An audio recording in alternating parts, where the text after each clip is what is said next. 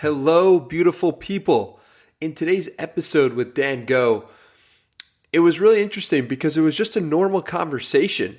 And we started talking on Skype, and thankfully I pressed record before I actually was planning on starting the podcast, just asking him how his day's going. And he just provided such insight right off the bat. So I think you guys are going to really enjoy this one from the jump. And it was just an awesome episode. Dan and I think so similarly in terms of so many different facets. He's 40 years old. He's got a lot more experience than me, a lot more wisdom. But in this episode, we talked about psychedelics. We talked about owning his gym and fitness business and why he started putting himself out there online. So really think you guys are going to enjoy this one. If you do, let me know on Twitter at HeyDannyMiranda. And you can expect new episodes of the podcast every Monday, Wednesday, and Friday, wherever you listen to podcasts. So without further ado, let's get to it. Interesting people, thought-provoking conversations, nutrition for your brain. Journey through the minds of the world's top performers and discover what it really takes to achieve your highest version. This is the Danny Miranda Podcast. How are we doing, Dan? I'm doing great, man. Just came from a workout. Had a call with someone, and I just had to verbally shake and slap them in the face. Yeah, it's hard, man. You know, when people feel fear, it's so weird. Like when people feel fear, and you don't necessarily feel the same fears as them, it's hard to be empathic sometimes, or empathetic. Mm-hmm. You know. And then I was in the middle of just telling him dude, get your shit together, you know. And this is the stuff that I could say to myself in 1 second and be like, all right, cool, all right, what's the next thing we gotta do? Done. And then you don't know if you send it to someone else, they may not necessarily take it that way. Anyways, it was just a little interaction, which I'm being a little bit more analytical about. I'm should I have called him out like that? You know? But I don't regret it. Yeah. It's really interesting because I don't know if you're talking about this specific scenario, but when you're a fitness coach, you sometimes need to act as a psychiatrist. You sometimes need to act as a nutrition coach. You sometimes need to act as a weight training. There's so many different facets. Sometimes you need to be a comedian, and it's you need to figure out your role and where you should be acting a certain way, right? And it's really interesting to think about. We have one profession, or we have one thing that we're doing, but often you have to take skills from so many different areas and apply it whenever that, you know what I'm saying? Absolutely. So I've been reading this about my own business as well, because we can use a similar theory on business. It's every business you have to wear 4 hats, right? It's you have to wear the artist hat in which you're creating, you have to wear the operator hat in which you operate your business, and then you have to wear the owner hat in which you are thinking of the system, you're thinking of the vision, you're thinking of optimizing, you're thinking about growing. And then you have board of directors, which you don't necessarily get to, which you hire out. And then it's always going through these 4 hats that you take every single problem, and you do the same thing when it comes to fitness and body transformation. So sometimes as a coach, you need to be a motivator. Sometimes you need to be the straight up dude that just tells it like it is and tells them straight up what they need to do. And sometimes you need to be more empathetic. Sometimes you need to be a little bit more strategic. And you have to wear all these hats. And that's the whole thing about being human. It's about wearing all these masks and doing so in a way that brings out the best in you, but also brings out the outcomes that you want to bring out, at least in other people, that is. Yeah, and I'm so curious, how do you be empathetic in a situation where you can't relate at all, I'm so curious about that. Yeah. That's man, anytime that you're really stumped at something, you're always like, that's a great question. Every single time. How do you become empathetic when when you're not necessarily in that person's shoes? The first thing is understanding that they're human. The second thing is experience, knowing when to push, knowing when to take the foot off the gas pedal. And I don't think you can necessarily get there without dealing with humans in the exact same scenario that you are needing in which to be empathetic. So that means that, through coaching thousands upon thousands of clients, women, men, I've been able to notice the little things in terms of body language, in terms of tone of voice, in terms of how they may be reacting to the things that I'm saying, because I've been through thousands of these interactions before. But when it comes to being empathetic towards someone whose situation in which I have zero experience in, it's hard for me to understand what they're going through, just like anyone else. And usually during that time, I just try to be honest and be like, I just don't have any experience in this, but I feel for you. I hope you get through it. Yeah. Very interesting.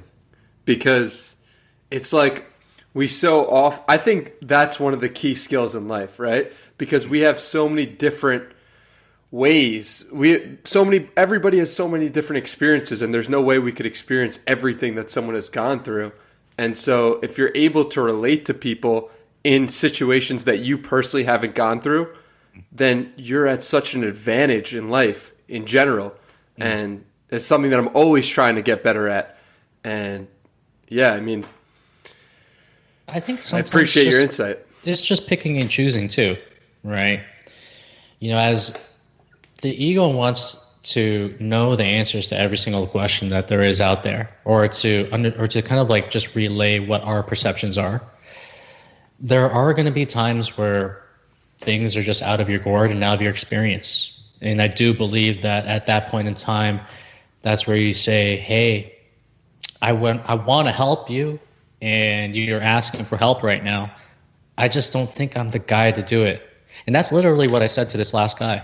I was just like, you're looking for something in which I am not able to provide at this very moment. It was like something based on business-wise, right? And I told him straight up, I was like, this is not what I do.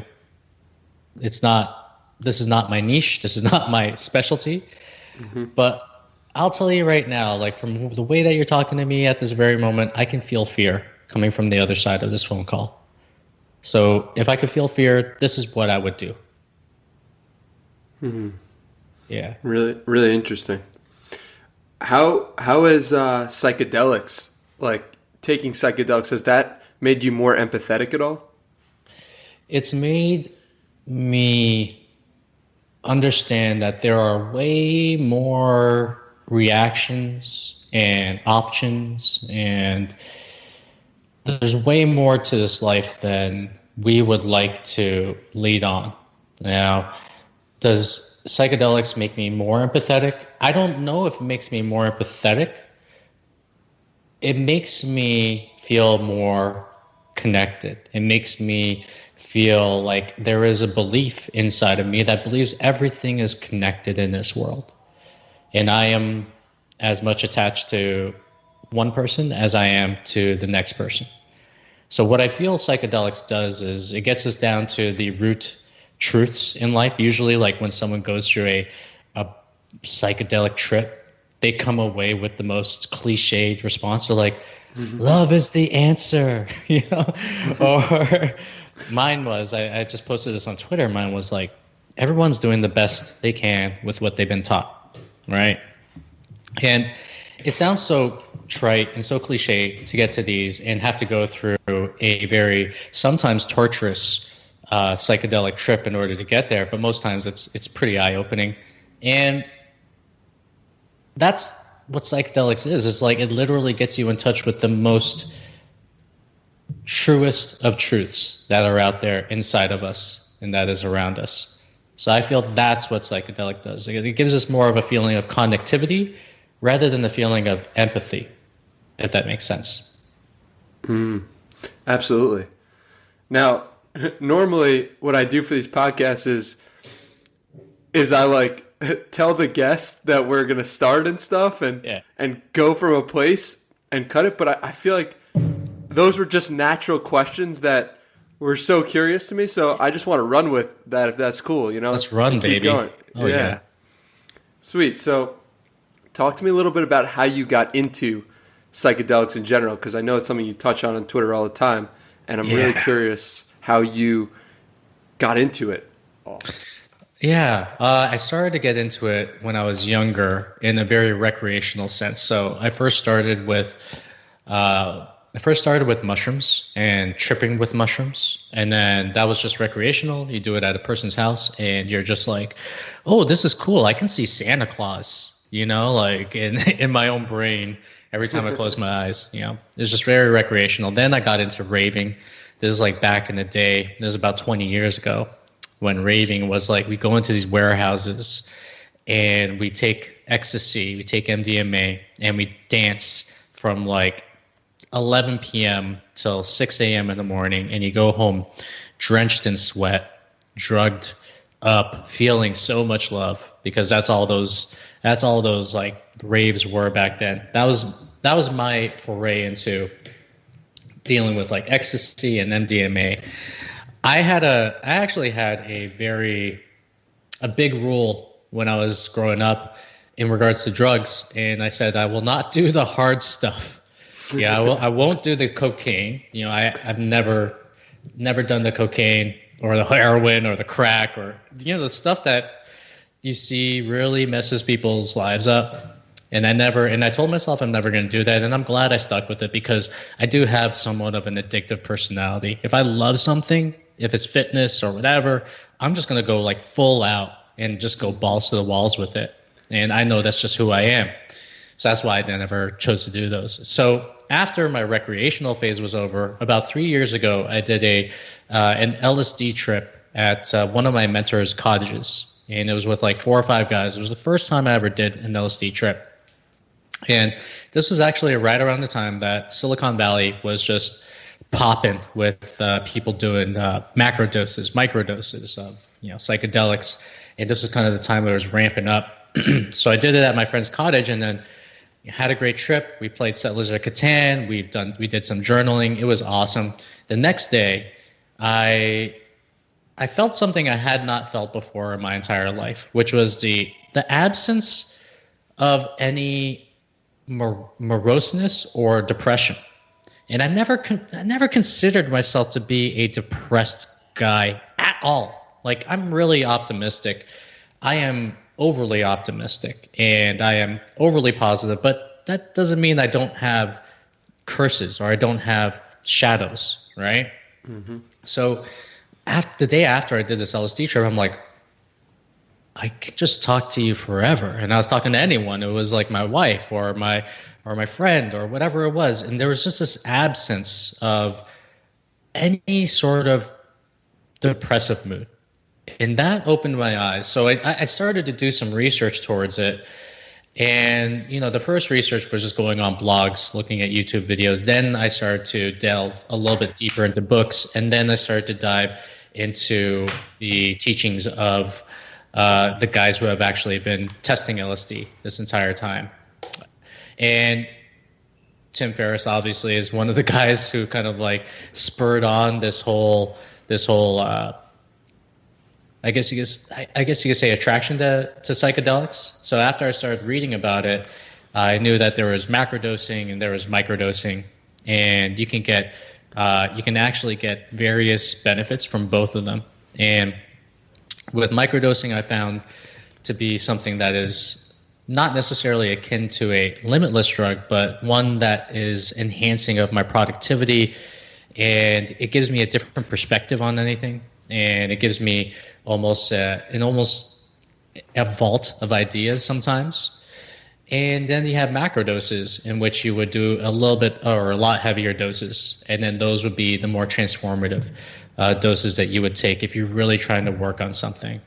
And do you mind if I end this off with a little bit of a story? Go for it. Awesome. So before I met my wife, we had actually just met each other, and we only met each other a week before I was heading off to Bali. So for some reason, which was a good reason, I told her, hey, just come to Bali and let's just continue on what we're doing right now, right? Because we really hit it off.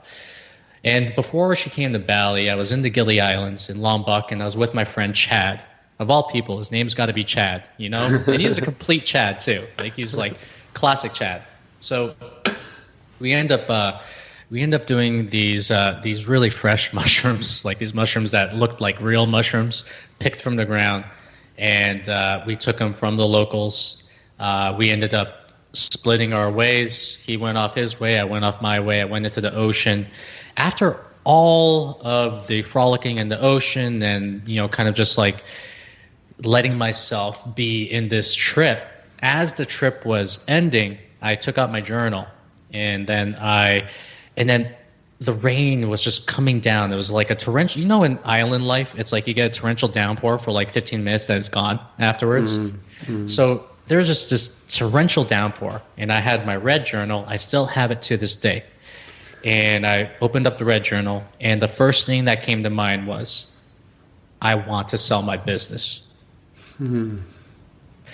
And I don't know where that came from, because that business was doing great and I was having a lot of fun with it and whatever it is. But just something inside me said, there's a bigger game to play. This business is not the game right now. And have you ever heard the term, you know, one of the worst things in the world is running in the wrong way enthusiastically?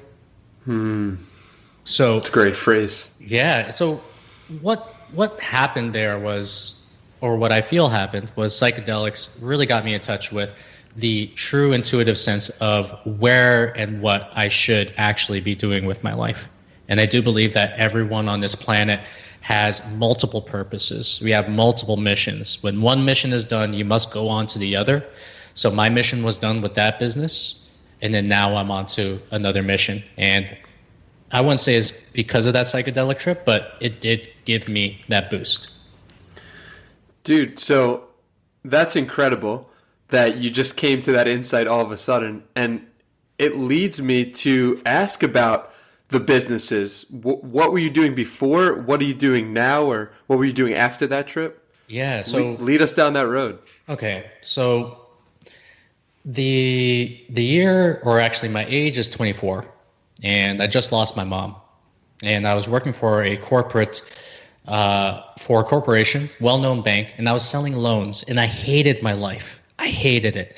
I just hated the fact that my time was being controlled, but I also hated the fact that I was selling loans to people that did not even need them, you know, and I felt horrible every single time I came home.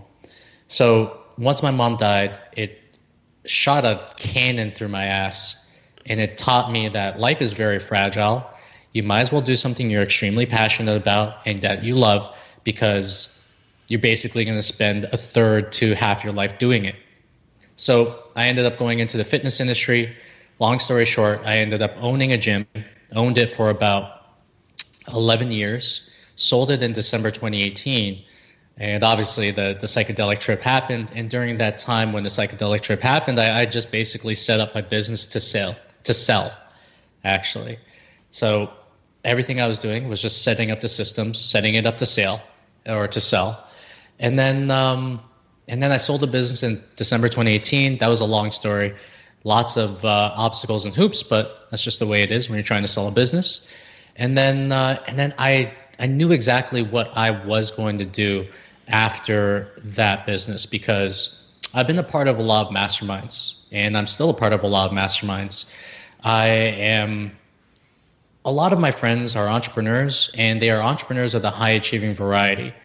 So every single time I ever see an entrepreneur who's my friend, who just loses his body because he just neglected it because of his business, it makes me sad, because I come from a reality where you can actually have everything you want in life. You can have a great body. You can make $1 billion. You can have a great family.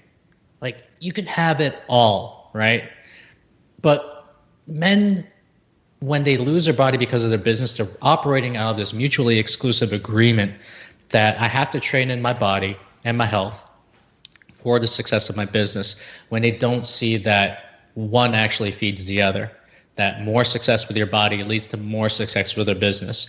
So that's the reason why I chose to help entrepreneurs, especially because if I can help entrepreneurs, then what happens is that I am helping at least 1,000 to 10,000 people that they are serving. And some of the entrepreneurs or New York Times bestsellers that I help, they are helping hundreds of thousands of people. So if I can make them at least an iota healthier, which I can do, which I'm really good at, if I can make them way more healthier and operate at a higher performance, then I am benefiting the rest of the audience that they are serving. And that is the reason why I've transitioned to where I am at this point. Dude, you fire me up so much, you have no idea. I got chills when I heard that because it sounds so similar to my life mission in the sense of knowing that you can have everything you want, being optimistic about the future, being giving and helping people, and understanding your purpose is greater than just yourself. And if you help one person, it by definition helps thousands of other people, especially if they're in a high leverage position. So, dude, thank you so much for coming on this podcast. Thank you so much for connecting. I have so much love and appreciation for you. So thank you for all you're doing. Danny, I appreciate it, man. And yeah, I mean, it's just so easy to do things when you're very fucking passionate about it, right? When there is a reason why you do what you do, and the reason is not because of money. Right, money is a byproduct, and I think a lot of people over optimize for money, right? When they don't realize that passion, purpose, and bringing out a bigger mission into this world is what gives you the fulfillment and juice to make it happen. 100%. So, take me now to 2019. It sounds like you sell your gym business, you sell your gym. And now you're like, okay, I want to help entrepreneurs. I want to get people in great shape. I'm going to go online. What is your thought process now starting in 2019, the beginning of a new journey? Well, okay, so I am not of the mind or the strategy to be like, let's just fucking burn the ships, right? I believe it to a certain extent, but I don't necessarily believe it. So I had been setting up this whole transition since the time that I had been trying to sell this business. So I had moonlighted, I had started just beta coaching groups.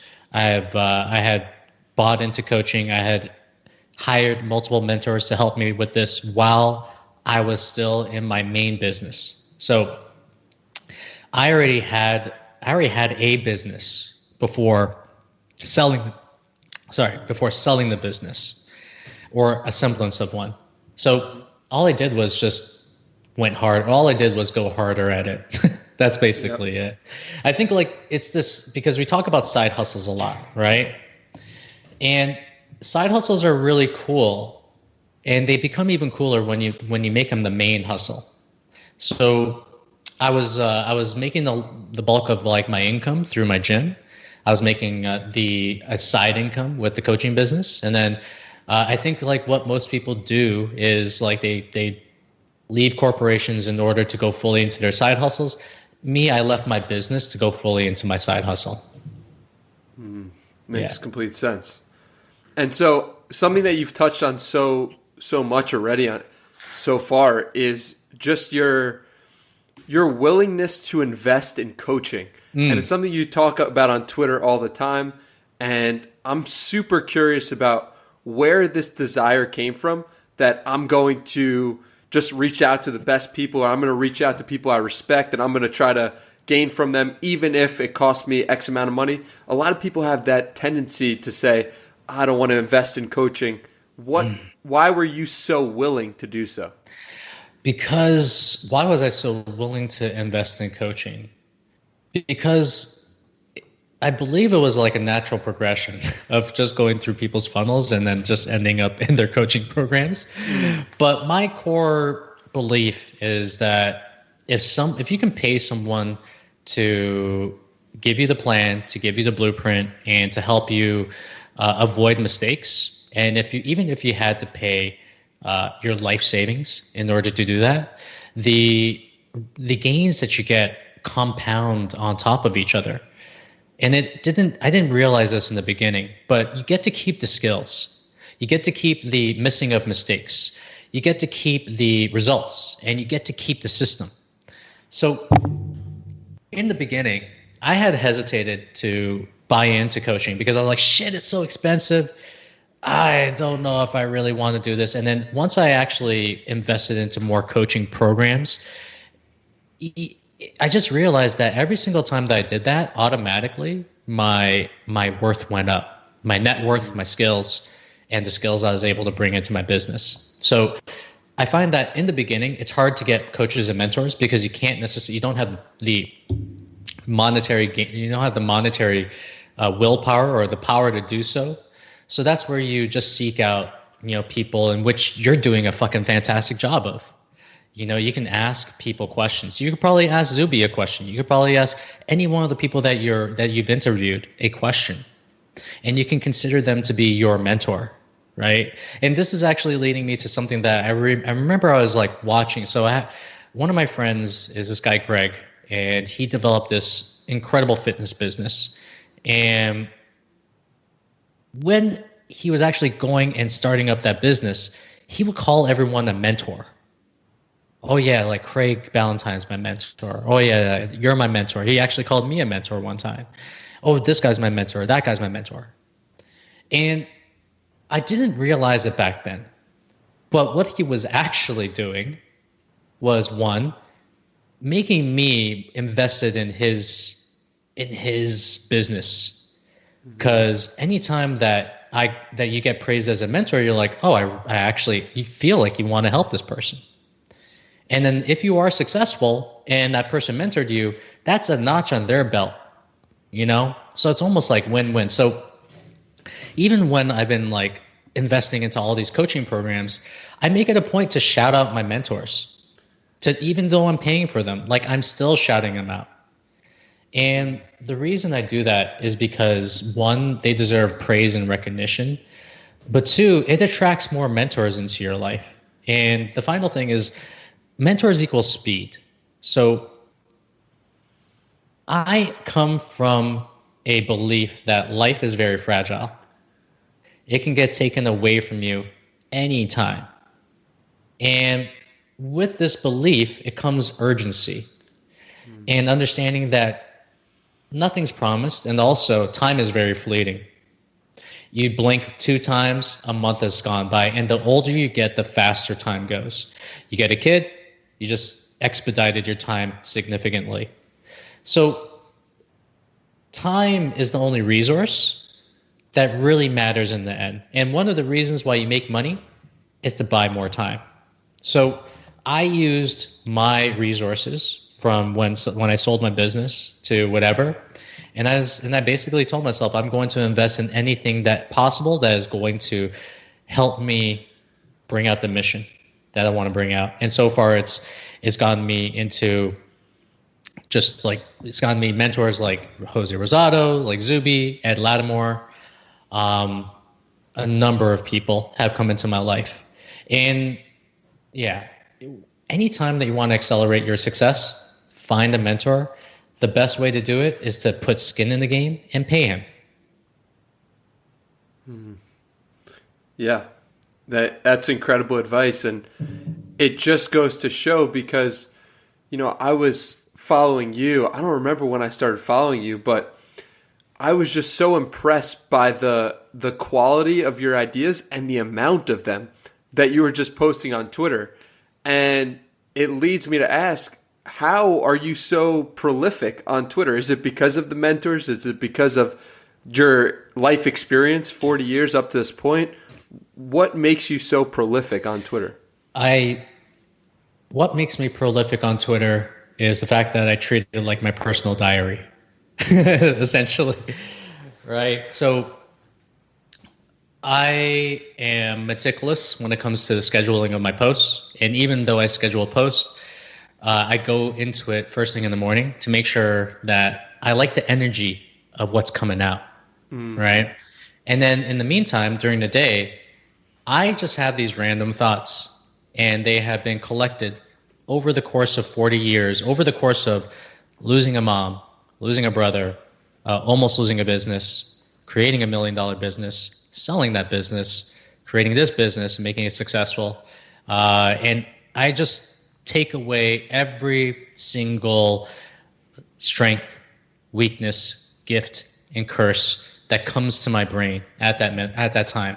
And I think one of the reasons why I'm able to be kind of like prolific and have so much thoughts is I just journal as well. I journal a lot. And one of the things that I love is being introspective about yourself and getting down to like the root reasons why you do these things. And that's the reason why, like, a lot of people are like, you know, you shouldn't post platitudes and like do all this kind of stuff, you know, which is fine. You know, sometimes it could get tiring.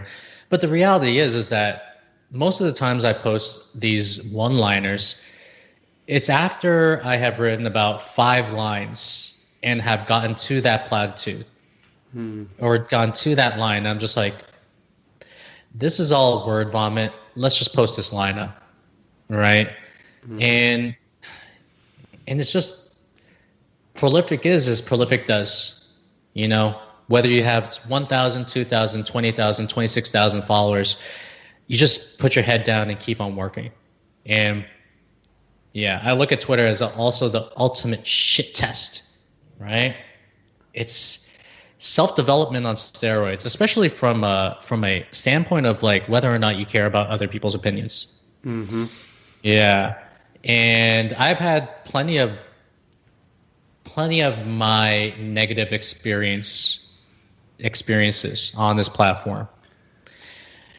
And every single time that I've had an experience on this platform or a negative one, it's always made me go into myself. And then once I come out with the thought or the lesson, I post it on Twitter, and apparently everyone feels the same way, or people feel the same way. It's a beautiful cycle, right? Where something that happens on Twitter causes you to feel a certain way or introspect a certain way, which then creates another thought that you can post on Twitter. Very interesting how that happens. Yes, it is. It's human. We're all dealing with our own human nature, right? And I believe the beauty in life comes from the fact that we are flawed individuals. So I am as flawed as anyone else on this fucking planet. I do a good job of masking my weaknesses, just like everyone else. So when I get to the core of these weaknesses, that to me is like really good Twitter content. Yeah. And like I said, Twitter's my diary. So lots of times when I shoot out a tweet, if it came from, let's just say the Twitter app, just know that it was like shooting from the hip, and that's how I really felt at that very time. Yeah. You mentioned the weaknesses, and I'm really, really curious to dive a little bit deeper on that. What are some of the things that you consider weaknesses, and why? Well, what are weaknesses? These are things in which inhibit you from achieving the outcomes that you want to achieve in life. Or they're just like small little obstacles. They could be human nature or whatnot, right? So I look at my own weaknesses as one of them being, I just like being liked, right? I like being liked. And if someone doesn't like me, and if someone disagrees with me in an egregious way, I'll be honest, like the first emotion that pops up is, it could be anger, it could be like feeling offended or whatever it is, right? Like these are literally emotions that have been ingrained into us for the past 20,000 years. And far be it from me to say we're not going to get away from them. And these things have also been baked in because of the way that we've been nurtured as kids as well, to a certain degree. So when I find, like, let's just say, the weakness of wanting to be liked, then I ask myself why. Another, I guess you could say, like, another weakness of mine is sometimes I will post things without even thinking about them. And that is both a gift and a curse. Because then you could be you won't have enough tact. And then you will offend some people, which I think is fine too, because if you leave things ambiguous, then everyone's just going to take them their own way. But yeah, sometimes I just speak and I don't necessarily think about it, and I will tweet it and then let the things fly wherever they may. And I mean, I could pretty much take this entire podcast to talk about my weaknesses, but those two are pretty big. See, I don't think that wanting to be liked is a weakness. I think it's just a natural part of human nature in general. Yes. But it's just the way if you go by the theory that we grew up in tribes and our brains are formed so that, evolutionary speaking, we could want to be, if we weren't well liked in the tribe, then we would be excluded, and then we wouldn't be able to have food, or wouldn't be able to have love, or reproduce. And that makes a lot of sense, and I think it's ingrained in most people who aren't psychopaths. Yeah. Let's go on the opposite end of the spectrum. What are some of your strengths? Because, we're positive over here, positive people who are optimistic. Yeah. I'm very curious about this as well. If I were to say what my strengths are, it would be vision is number one.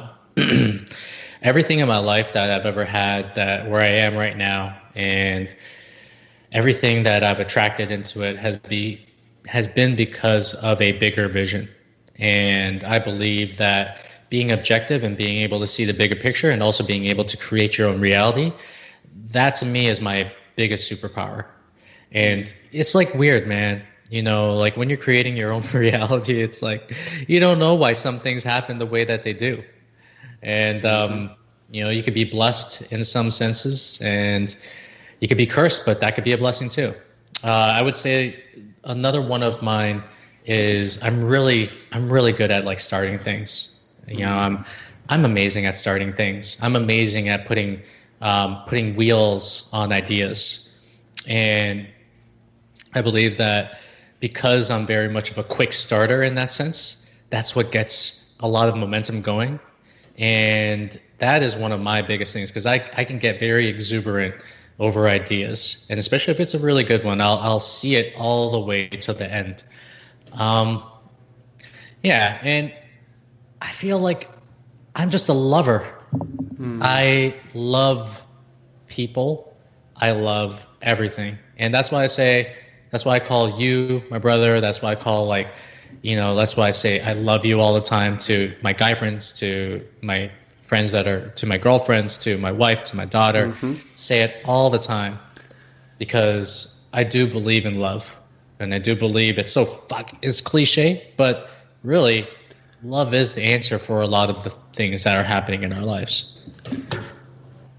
Dude, I love you, and I'm so grateful. Like, honestly, it's crazy, because you know how someone comes into your life, or you have a conversation with someone and you're like, I know exactly what you're talking about. I'm living this way. I know, and this is this conversation for me. So super grateful again. Right on. For coming on. So you talked a little bit about vision before, and I'm really curious to dive a little deeper on that. What is your vision right now? Has it changed in the past 5 years? And talk to me a little bit about your vision. The vision is to make a dent in the fitness industry, to make a dent in this world, and to do so in a way where I'm helping people become healthier versions of themselves. The vision that I have in my brain is literally speaking to millions of people from a platform, and the words that I use have actually transformed the lives of the people who are listening. And I see myself pretty much on the stage talking to millions of people all at the same time. I feel like I was put on this earth to literally make people healthier, higher performing versions of themselves. And right now, the people I'm doing it for are entrepreneurs. So that's what the mission is right now. And we're just getting started, you know, just getting started. This Twitter, like the Twitter platform is the first step, I guess you could say, and then just taking one step at a time. Oh man, it brings me so much excitement because I swear to you, my mom listening right now is probably thinking like, is that Danny speaking or is that Dan? You know what I mean? Because you just hit the nail on the head, brother, with how I think as well. And talk to me a little bit about how you think about this vision. Do you practice it every day? Is it something you think about before you go to sleep? What does your visualization look like at all, if anything, about your own vision? Well, I don't want to get too into detail about the visualization. I feel like those things should be kept to the actual person itself. But absolutely. But yeah, like I visualize before I go to sleep. And it's literally, I put myself to sleep through visualizing. You know, I'm seeing myself, you know, hitting the achievements, making the change that I need necessary. And my mornings are the most important mornings. You know, they're the most important time for me. So thankfully I wake up before my wife does, before my daughter does. And then I'm able to wake up, you know, do my thing in the bathroom. And then the shower is the most sacred spot. So when I get into the shower, I have my system. You know, I turn it on, get in, brush my teeth. I will pray for a good amount of time. I will not even pray. I'll just be very grateful for specific things that just come to mind. And I'll just try to just like remind myself of all the things that are just amazing in my life. Then I will pray for the mission that I am currently on. You know, please give me the strength, you know, to bring this change to the world in which I see it. And then afterwards, I will get into a meditation, and then I will visualize. I will see myself. Not only achieving what I want to achieve, but the skills that I need to develop in order to make these things happen. I'll also say this, that I keep my vision everywhere. So to my right is my vision board. To my left is my quarterly goals, my annual goals, and you know, our progress towards achieving them. And even on my laptop, I have my monthly goals, and everything is very meticulous because anytime that I'm setting a vision, I just like to ladder it backwards and be like, okay, well, how do we eat the elephant in one bite, essentially?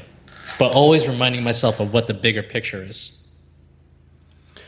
What does that mean exactly, eat the elephant in one bite? I've never heard that expression before. Yeah, it's like, okay, so the expression is, how do you eat an elephant? And the answer would be one bite at a time. So a lot of times people look at this, you know, if it's us, right? We see this huge ass vision and we're just here where we are right now. And we're like, what the fuck? that seems, there's this gap that is between me and there. So and it can almost seem depressing when you think about it like that, right? Depressing or overwhelming. Overwhelming. Anxiety is much better word. Yeah. Yeah, you could be like anxious about it. And when it comes to that, is you want to break it down into the smallest bites possible, right? So take that big vision, talking to like 1 million people or whatever it is. Okay, what's the goal under that? What needs to happen before that, and what needs to happen before that? And this is what I mean by putting a ladder towards your goals. So all we're doing is we're just trying to work backwards from all the little things that need to happen in order for us to achieve this big ass vision. And sometimes you can have like 100 to 200 rungs on that ladder. I remember I saw this. Have you ever heard of Gordon Hayward by any chance? Of course. Yeah, the basketball player. Boston Celtic. So he had this, the big ladder goal for him, I believe, was to win an NBA championship. He wrote this when he was like 15, 16. And he was actually a kid from but fuck nowhere, essentially. No one even knew this kid before the NCAA Final Four. Yep. No one knew him. And he had this ladder goal. He's like, I'm going to win the NBA championship. We're going to win an NCAA championship. I'm going to be this. I'm going to be that. And then he just made the ladder all the way out to the step where he was a high school player and he was just 16 on his high school team. And anytime that we could just like ladder our vision and just break down these seemingly huge ass steps into smaller bite-sized ones, all we have to do is just focus on the next step. Focus on the next step, adjust, focus on the next step. That's essentially it. And then you blink twice, fuck. Sometimes you just blink and you're like right there. And you're like, how did I get here? Yeah. It's amazing. It's amazing. It makes complete sense. And I think that, you know, one of the things that was kind of a mindset shift for me is when I started realizing that anything I wanted to do or become, I could just do that today, right? Like if I wanted to be a writer, I could write today. If I want, you know, and so if you take that goal of becoming a best-selling author or becoming a speaker, right? And you're saying, well, it starts with today. What can you do today to get you to where you want to be? Well, that's a game changer, and that's something that's completely within your control. And if you just do it long enough, if you stay on the path long enough, you're going to get to where you want to be. There's no question about it. Now, here's the thing, though, right? We want to make sure the ladder is on the right windowsill. Mm-hmm. You know, so right. Even when let's just say like you know, if I wanted to be the best video game player in the entire world or whatever it is, but I was focused on Twitter or something like that, right? But we want to make sure that whatever we're choosing to be that one goal, that we want to run towards it enthusiastically. We want to run in the right way enthusiastically, essentially. Mm-hmm. We don't want to run the wrong way.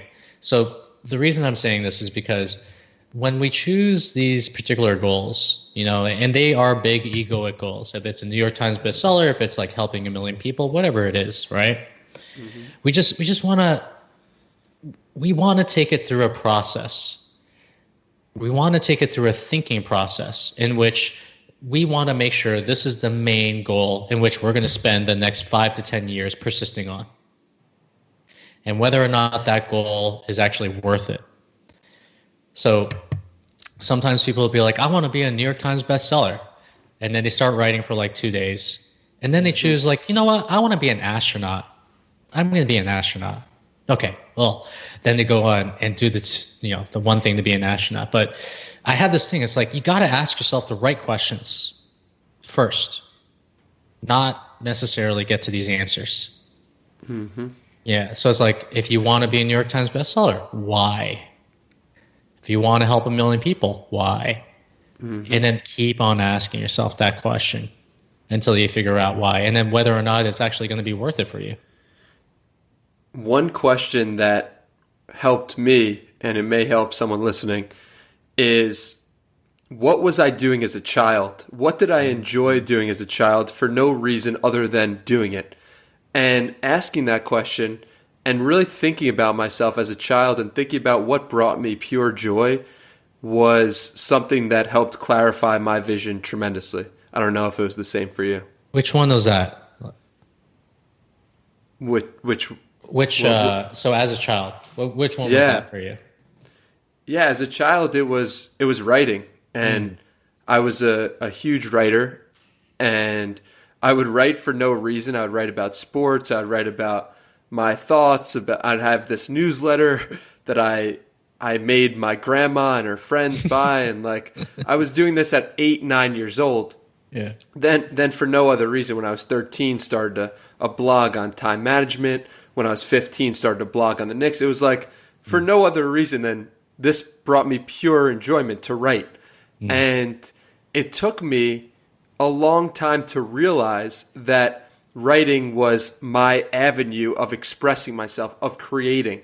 And when I really started to realize that, it got me so excited because I knew from everything that I learned about fitness and just putting in the reps and getting better and using the power of just keep going and the power of, do it even when you don't want to.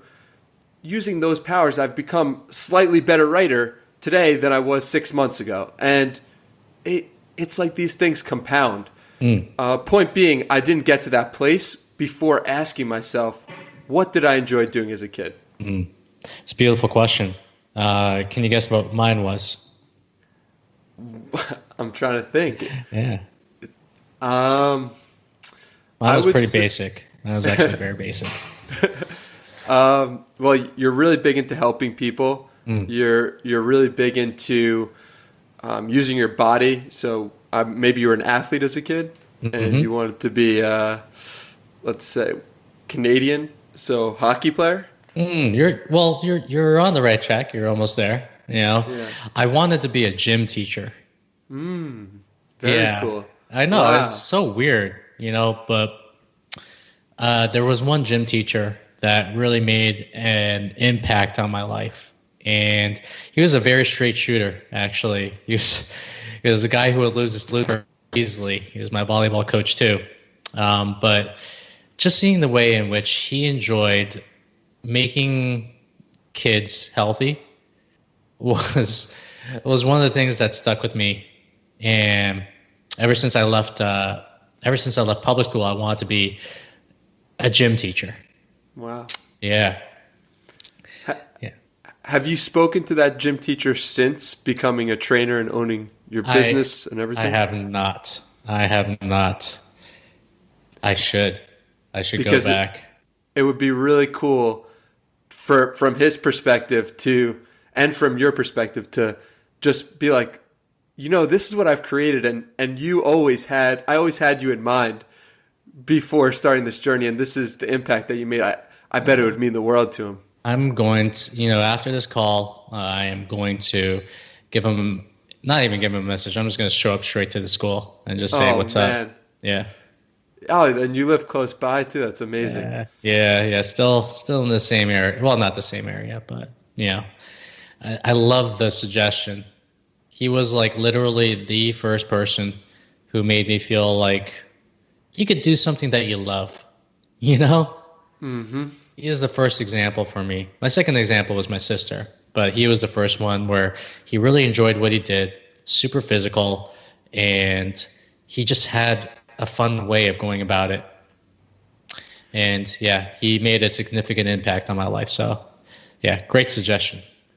I think that we so often, going back to what you were just saying about he was the first person to give you hope that you could really enjoy what you're doing.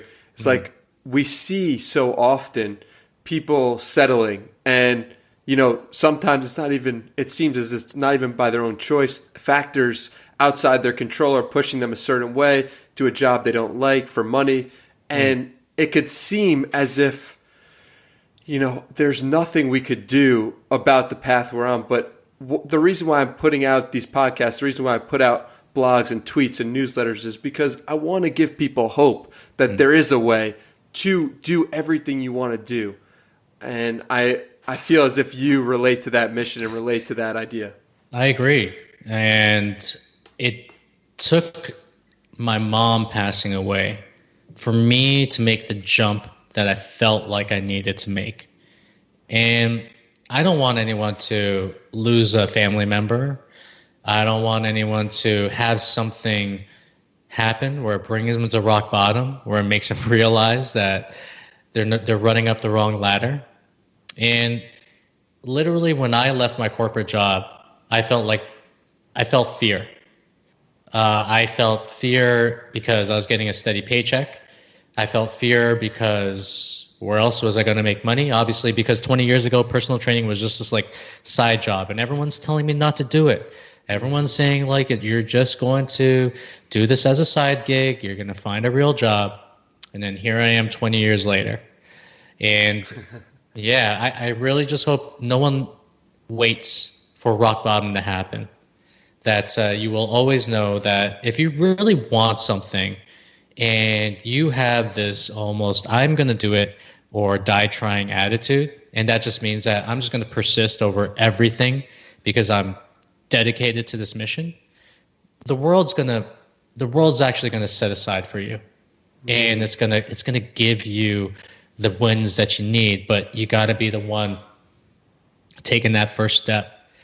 And it's been so long for me, I forgot what it feels like, because you keep on doing it, and then you're like, okay, yeah, I'm gonna be okay. Even though I'm like feeling some shit, I'm gonna be okay.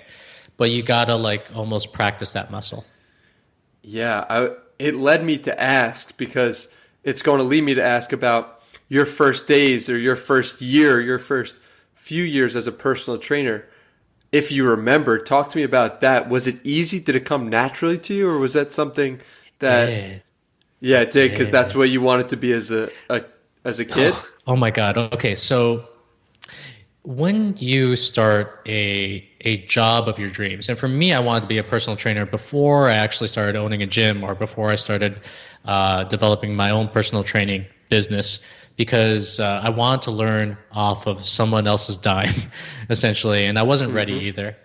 But when I walked into that gym, I just fell in love with it. I was just like, I'm helping people, right? Like, oh, you lost 2 pounds? I'm helping you. I'm helping you become healthier.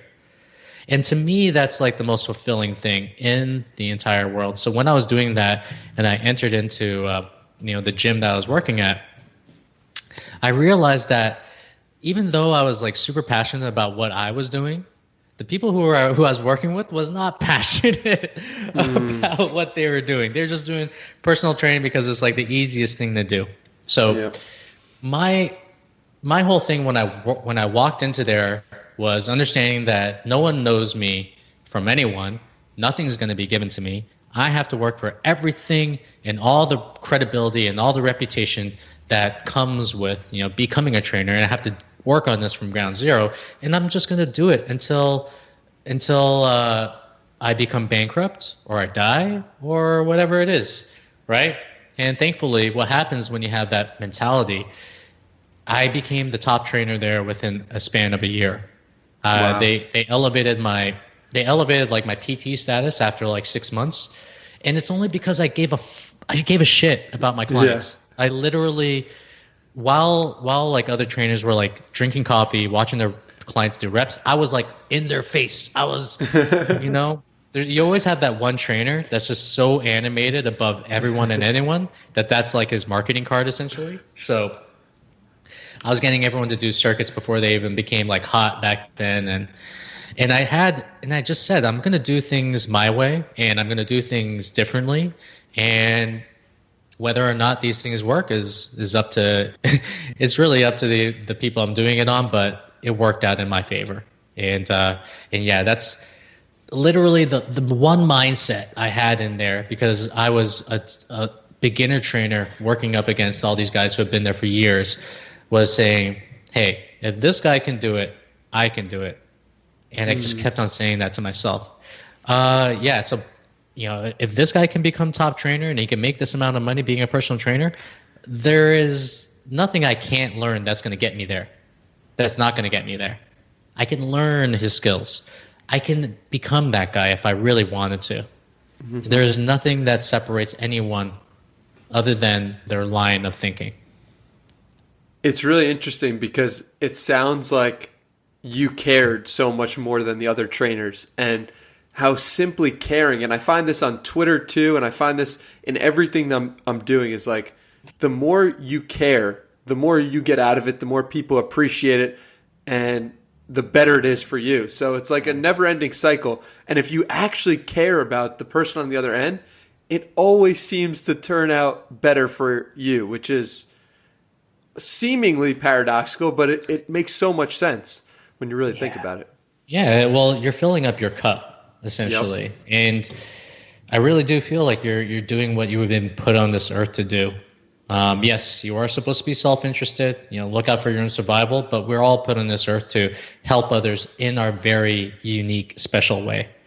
And once you do that and you're living a life like that, it's so weird, man, because you don't have the same thoughts as everyone else who's doing something that they don't like is doing or is having, if that makes any sense. Absolutely. You know, And it seems like when I'm doing these podcasts, I get the pleasure of speaking to people who are doing what they want to be doing. And it makes you naturally high energy. It makes you naturally like you want to give to others because, like you said, when you're so full, you can't help but give to others. Yeah. And that's the way I approach Twitter too, right? It's like a lot of people see me engage a lot on Twitter. And even though it doesn't matter what the engagement is, if someone comments, then I'll try to get back to them until I humanly possibly can't do it anymore, which is getting there. But I actually want people to be seen, right? And that's all people want. They want to be seen too. So I do believe that if you actually do care and you have your heart in the right place, it's fuel for more wins, and also it fills your cup. Absolutely. Yeah. So transitioning a little bit, or maybe it's not a transition at all, but talk to me a little bit about your family. Talk to me, I see you talk about them on Twitter here and there, about your daughter, how that's the best part of your day, like seeing her. And I'm really curious, as someone who is completely single, but knows that I want to have children in the future. Talk to me about your family life and what that means to you. My family life means everything to me. And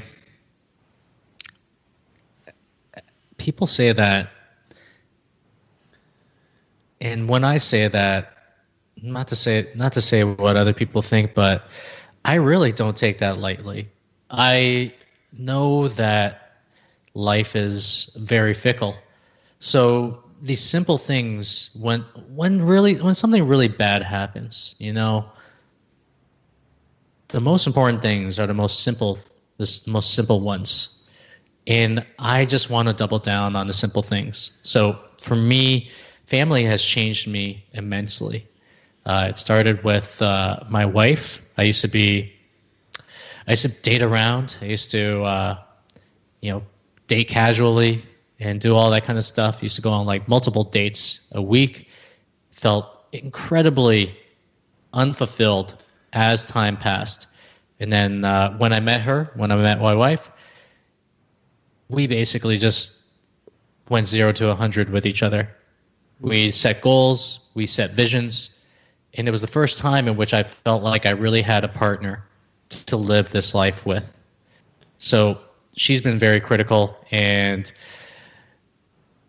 as we had our daughter, or now that we have our daughter, I'm seeing her just evolve into this amazing mom who just cares, and whose whole priority is to make sure that our daughter is being cared for, as well as me. I'm still taking that responsibility too, but she does a lot of the lion's share of the work when it comes to putting her to sleep and feeding her and whatnot. So I've been able to watch her make this beautiful transition. And then when my daughter came,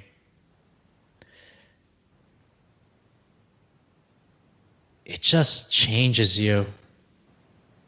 Everything that you thought was important before is still somewhat important, but then now you've reached a next level of love in your heart that you did not realize was there before. And also a next level of responsibility as well, because now I have someone else to make sure that, I'm being the best man that I possibly can be, because I'm going to be the first male presence in her life and an example of that. And with her daughter, if you don't have kids, it's hard to fathom, but there is just something visceral about having a child. I look at it as like making the transition into manhood. but you don't want to make that choice too early in your life. Preferably for me, I'm like, I'm 40 years old right now. My daughter came out when I was 40, my first daughter. And I'm not saying everyone should wait as long as I had, but I knew there's a good time to have a daughter, and there was a good time to really hunker down and be part of a relationship, and I honored those times. And now that it's here, and now that my daughter is here, it shifted the priorities, but almost just put more weight on the things that I have to do in this life. And also, I have come to terms with my own mortality a little bit. I wouldn't say come to terms with it, but when I have a daughter now, thoughts in my brain go into, I need to be here as long as possible for my daughter. Mm-hmm. And that requires me to be on this earth and living. It's beautiful. Yeah. Talk to me a little bit about some of your biggest misconceptions that you had before becoming a parent and after. I know it hasn't been so long, but I'm sure some things stick out in your brain. Massive things. Massive. So before I had a kid, I was really scared because I was like, the responsibility, the intrusion on time, you have to change diapers, and you have to, everyone, like when I talk to people and they're like, oh, I'm having a kid, they're like, oh, I'm so happy for you. Oh my God, like you aren't going to get any more sleep. You're just going to change diapers all day. And they just tell you about the shitty things. Like, and then I'm like, okay, well, I can't listen to you anymore when it comes to child rearing. But when I had these like hesitations, these thoughts and these fears, and then now that I have a child, I realize that yes, they are warranted. But do they matter now? They don't matter. They don't. Mm-hmm. And kids are like all joy and sometimes no fun, So yes, you're doing these things and your whole day is dedicated to this child. So literally my work day starts from 8 a.m. to 3 p.m. And even before that, spend time with the kid in the morning. After I'm done my work day, that's when I'm like full on with the kid, and just giving my wife relief. And when you're with this child who is yours and you're playing around with it, it is both draining and fulfilling at the same time. Mm-hmm. I don't know how to explain it, but it is one where I actually posted this on Twitter. It's where time slows down and speeds up at the same time. So they say that the days are really long, but the years are really short. So we are 5 months in and we blink, and then our daughter is like a different person every single day. And I'm so just thankful that I've been here and been able to experience everything that she has been going through from a learning and a growing standpoint.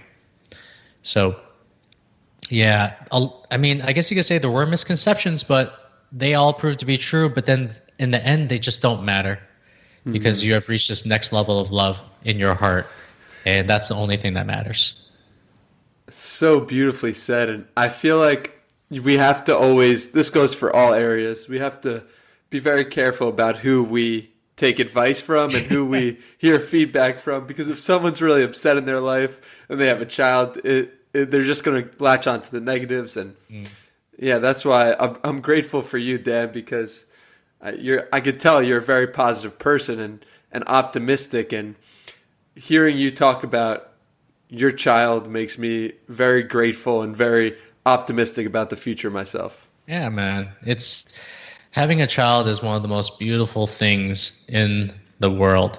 And when you have a child with someone who is your person and someone you trust, and someone that you're building a vision out with, or where you're building a vision with, it is something else, my man. It is something else. And the cool thing I do right now is like I show my daughter our vision board. Wow. Like it's so trippy. It's like so trippy. But I don't know. One of the core tenets in my life is growth, and need growth in all aspects of things. So yeah, every single time I'm showing my daughter my vision or our vision, it's almost like I got another pair of eyes to make it reality. So wow. It's so cool. So talk to me a little bit about growth and why that's so important to you.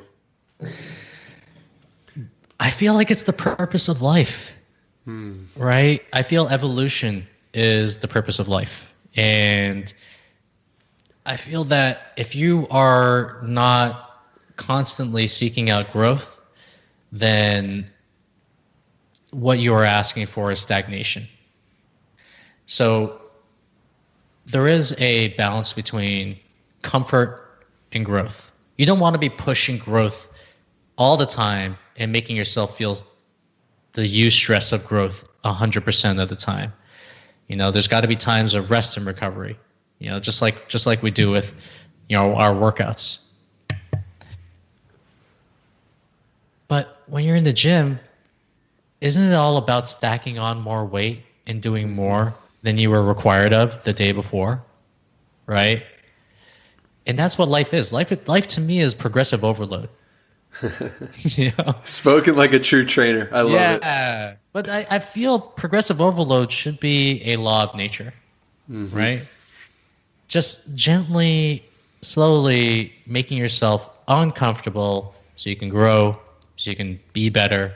And that's what I feel every single organism on this world is meant to do. It's to grow. And so the first thing that jumps out of my mind is, how do we balance this when we are getting older, right? Like, we can't grow forever in the gym, at least. So what is the solution from your perspective? Take steroids. Oh, gosh. It's to understand that life's a great balancing act. That's the main thing. And I remember I was talking to one of my friends on this retreat, and sometimes the scales really dip towards work. Sometimes the scales dip towards family. Sometimes the scales dips towards health. And you have to understand and honor when those balances occur. So it's easy for me to say that you should just be balanced with everything, which you should.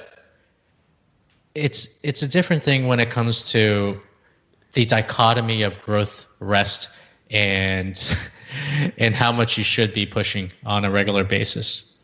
I don't feel like I have the answer for this, to be honest.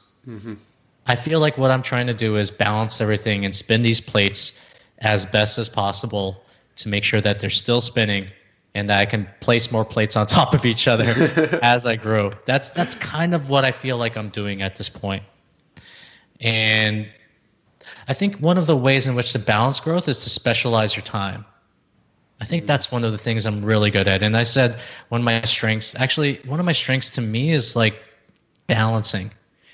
I don't believe in 12-hour work days. I don't believe in 60-hour work weeks. I don't believe in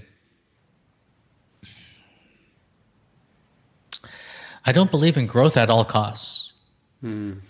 So in the time that you specialize, you do your best. So from 8 to 3, I'm focused on growth. After that's done, I'm focused on my family and the growth of my family. And whenever my daughter is taking naps, then I'm focused on growth again, right? And it's just a balance, and it's almost like having standards over schedules. It's literally like my standards are 4 times a week in the gym. Those are my standards. My standards is keeping my weight anywhere between 175 to 177, right? My standards is to always see at least 25 to 40% growth in my business every year. So I believe when you set standards for yourself, that's what helps with the balance. And understand that balance is ephemeral. Balance is something that just moves over time, and that's something that you just have to know enough with the experience of life and to honor it when it happens.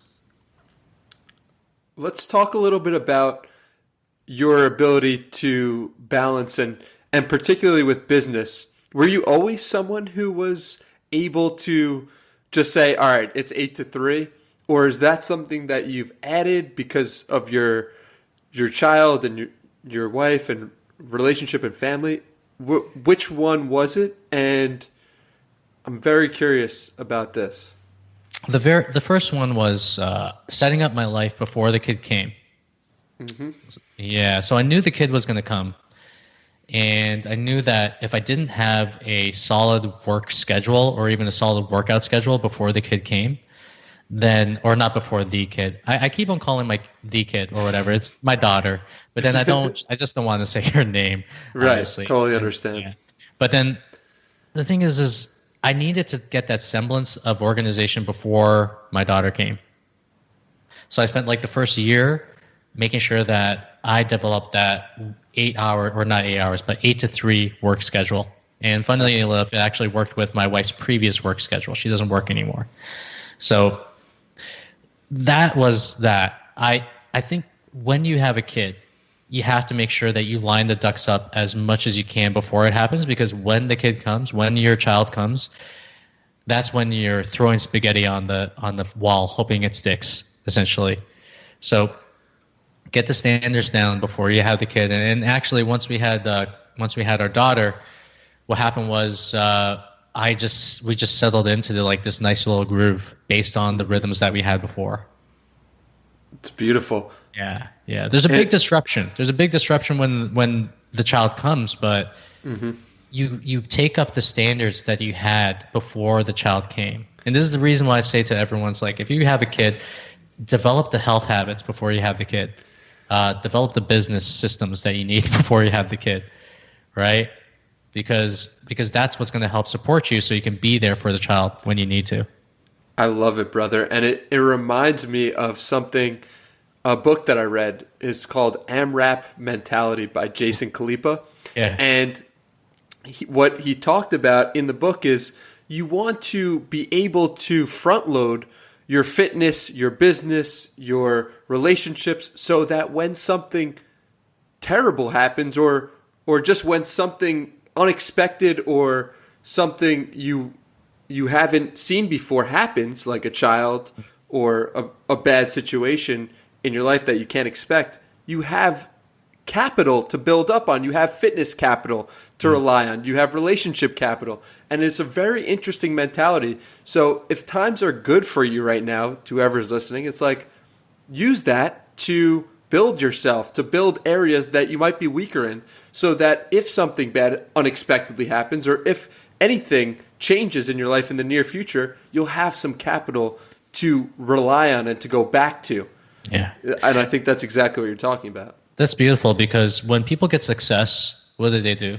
They sit down, they chill, they relax, they stop working, right? There's this thing about this self-image where people say, where in psychocybernetics they say that, there was this salesman who would always get 5 sales a month. So if he got hot early in the month and he got 5 sales, he'd chill out for the rest of the month, right? If he didn't have 5 sales, then by the end of the month, he'd be scrambling. Then he'd get the 5 sales, right? Mm-hmm.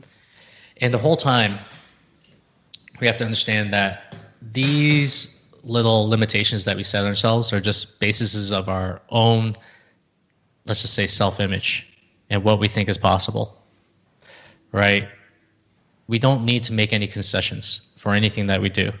If we want to have a healthy body, that goes along with having a healthy business. It goes along with having an amazing daughter, an amazing family. Mm-hmm. And to think anything otherwise is self-limiting. Absolutely amazing. And what a wonderful way to end things off. Dan, please tell everyone where they could find your wonderful stuff, your wonderful mind, and learn more about you. Love you, Danny. This has been amazing. And thank you very much for having me on here. It's been such a good conversation, and I'm so glad I got all of this stuff out of my brain.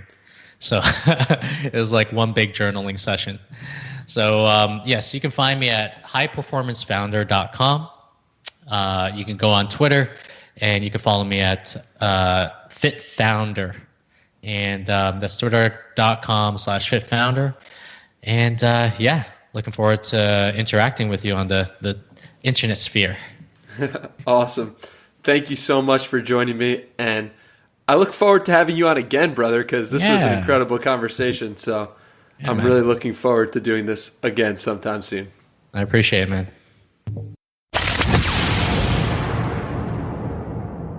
That was my conversation with Dan Go. If you enjoyed this episode and you'd like more from me, you can check out my newsletter, Tuesday Treasure. It's very similar to this in the sense of just nutrition for your brain. You can find that at DannyMiranda.com. Thank you so much for listening to the final seconds. I appreciate you so much. And let me know what you thought of the episode at Hey Danny Miranda. I'm open to all feedback, criticism, compliments. Let me know. I'm super curious to hear what you thought. All right, guys, that's all for today. Until the next one.